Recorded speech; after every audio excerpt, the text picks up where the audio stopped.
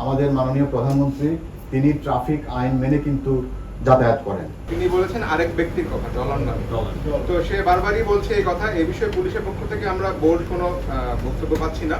দ্বিতীয় কথা হচ্ছে যে আপনি দীর্ঘদিন এই শহরের ট্রাফিকের দায়িত্বে ছিলেন একটা, তো ট্রাফিকে আমরা আগেও দেখেছি এখনো, যেটা আমরা যখন মাঠে যাই অফিসার সরকারি গাড়িগুলো অনেক কিছু মানতে চান না, এবং ঢাকা শহরের প্রায় প্রত্যেকটা সরকারি এবং স্বায়ত্তশাসিত প্রতিষ্ঠানের গাড়িগুলোতে হুটার বাজানো হয়। যেখানে হর্ন বাজানোর দরকার নেই সেখানে আপনারা বলছেন আপনারা হর্ন বাজাবেন না, আপনারা কিছু কিছু রাস্তায় হর্ন বাজানো নিষিদ্ধ করে দিয়েছেন, কিন্তু সেখানেও সরকারি গাড়িগুলো অহেতুক হুটার বাজিয়ে যায়। আপনি নগরবাসীকে এই যন্ত্রণা থেকে কিভাবে মুক্তি দেবেন, আপনার প্ল্যানটা কি? ধন্যবাদ আপনাকে। প্রথমে ট্রাফিকের বিষয়ে যদি আমরা আসি, ট্রাফিকের আইন আসলে সবার জন্যই সমান, সেটা সরকারি হোক বেসরকারি হোক।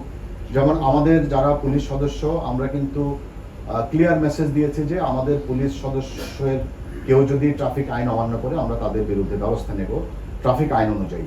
তেমনিভাবে আপনি জানেন যে আমাদের মাননীয় প্রধানমন্ত্রী তিনি ট্রাফিক আইন মেনে কিন্তু যাতায়াত করেন। পাঞ্জাবের জগতে একটি বিশ্বস্ত নাম শাবাব এথনিক ওয়্যার। তো সেখানে আর অন্যদের ব্যাপারে তো অবশ্যই আমাদের সরকারি হোক বেসরকারি হোক আমাদের অবস্থান কিন্তু স্পষ্ট যে ট্রাফিক আইন যিনি লঙ্ঘন করবেন তিনি ট্রাফিক আইন অনুযায়ী ব্যবস্থা তার বিরুদ্ধে নেওয়া হবে।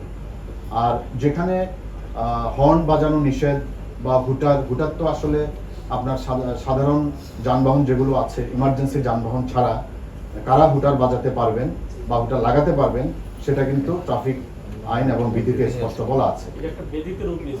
জি, তো এই বিষয়ে আমাদের অভিযান অব্যাহত আছে। আমরা আমাদের ট্রাফিকের ফিল্ডে যারা কাজ করেন তাদেরকে আমরা বলেছি, তাদেরকে আমরা নির্দেশনা দিয়েছি যারা এই ব্যত্যয় করবেন তাদের বিরুদ্ধে আমরা ট্রাফিক আইন অনুযায়ী ব্যবস্থা নেব।